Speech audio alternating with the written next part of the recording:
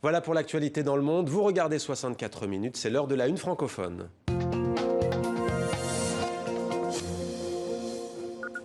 Faire de sa maladie une force, c'est le moteur de Fiona Malaguti. La mucoviscidose ne l'a pas empêchée de traverser l'Amérique du Sud et de gravir une montagne bolivienne dans la cordillère des Andes qui culmine à plus de 6000 mètres d'altitude. Bonsoir Fiona Malaguti. Bonsoir. Soyez la bienvenue sur TV5 Monde. Votre livre, votre histoire, en tout cas ce périple sud-américain, vous le racontez dans ce livre, a coupé le souffle, une vie de sommet avec la Muco, édition de La Martinière. Janvier 2019, vous prenez cette décision de faire ce périple. Quel était le déclic ? Alors c'est un voyage qui me trotte dans la tête depuis pas mal de temps. Après, je pense que j'ai trouvé la bonne personne qui était aussi sur la même longueur d'onde que moi. Votre compagnon ? Voilà, Nicolas, qui a partagé ce voyage avec moi. Et puis c'était professionnellement réalisable aussi. Donc, Vous êtes bien amusé parce qu'il y a des superbes photos avec Nicolas. À ce moment-là, vous quittez le grand laboratoire pharmaceutique pour lequel vous travaillez. Vous êtes une sportive accomplie, disons-le. Mais la question qu'on se pose, c'est où puisez-vous toute cette énergie tout de même ? Parce que pour déjà quelqu'un qui n'a pas de la mucoviscidose, c'est compliqué d'affronter les sommets. Vous étiez récemment encore au Mont Blanc. Comment faites-vous ? C'est un peu de famille, je crois. Ouais. Donc, moi, j'ai été bercée par cette ambiance sportive depuis toute petite. Et je considère clairement que c'est une chance d'avoir pu avoir accès à faire du sport de tout petit, surtout quand on a une pathologie respiratoire. Pour autant, on le précise, pathologie respiratoire notamment, 30 kilos de médicaments. 30 kilos de médicaments. Il a fallu faire aussi des cures, 2 quotidiennes.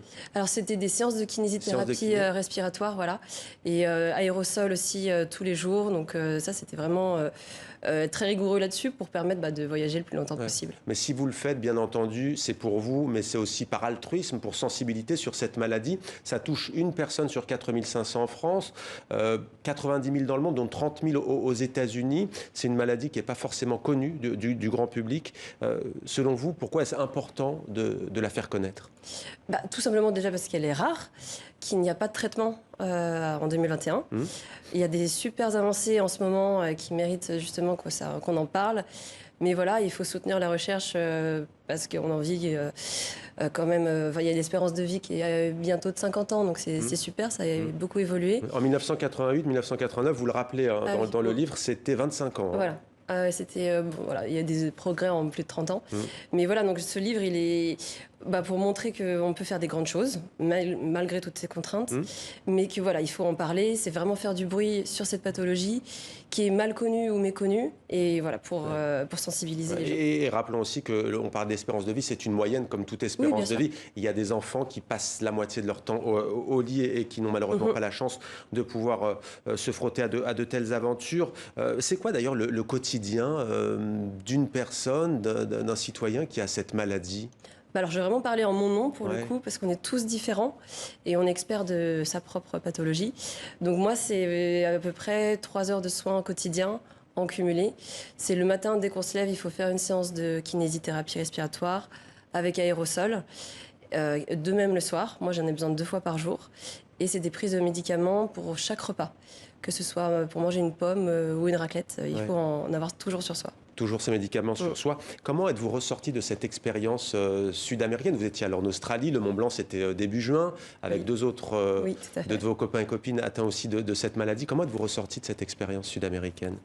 Ça m'a vraiment transformée dans le sens où je me suis dit, mais en fait, on peut carrément sortir de sa zone de confort et justement passer outre être avec toujours son kiné ou son médecin, son pharmacien pas très loin. Je sais que c'est pas possible pour tous. Je l'ai aussi fait justement pour montrer d'autres facettes de la mucoviscidose. On n'est pas tous cloués au lit avec de l'oxygène. Il y en a, et c'est aussi important d'en parler. Mais voilà, moi, ce voyage m'a évidemment donné envie de recommencer, peut-être. À couper le souffle, une vie de sommet avec la Muco, préface de Yann Arthus Bertrand. Merci beaucoup, Fiona Malaguti, d'être venue sur notre plateau. Merci.